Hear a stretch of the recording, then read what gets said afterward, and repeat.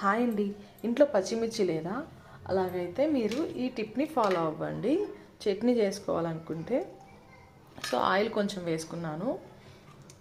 అంటే పచ్చిమిర్చి లేకుండా చట్నీ ఎలా చేసుకోవచ్చని నేను ఈరోజే తెలుసుకున్నాను అనమాట. అందుకని చెప్తున్నా, ఎవరికైనా యూజ్ అవుతుంది కదా. నాలాంటి వాళ్ళకి ఇన్స్టాంట్గా చట్నీ చేసుకోవాలి, బట్ పచ్చిమిర్చి లేదు, ఇంత పొద్దున్న ఎక్కడ పోయి తెచ్చుకుంటాంలే అనుకుంటే ఈ చట్నీ అయితే మనకి యూజ్ అవుతుంది. నేనైతే వేరుశనగపప్పు అయితే వేసుకున్నానండి. అండ్ ఫస్ట్ స్పూన్ తీసుకోవాలి వేపుకోవడానికి. కొంచెం వేగనిచ్చిన తర్వాత, అంటే మరీ మాడిపోతే టేస్ట్ బాగోదు, చూసుకుంటూ వేపుకోవడం బెటర్ అనమాట. చింతపండు అయితే తీసుకున్నాను. బెంగళూరులో చింతపండులో ఉంది, ఇది పెద్ద బాగాలేదనమాట, బాగా స్టిక్కీగా ఉంది. తొడాలు తీయకుండా వేయించాను కదా, సారీ అండి, మర్చిపోయాను, తొడాలు తీయాలి.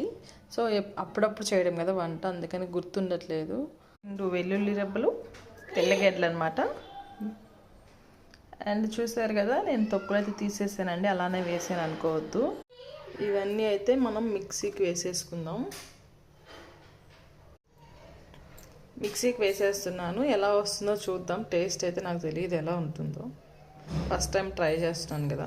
మాట్లాడుతూ దీంట్లో వాటర్ వేయాలి, సాల్ట్ వేయాలనే విషయం కూడా నేను మర్చిపోయాను. ఏంటబ్బా తడిగా రావట్లేదు చట్నీ అని చూస్తే అప్పుడు గుర్తొచ్చింది, సాల్ట్ వాటర్ వేయాలనే విషయం.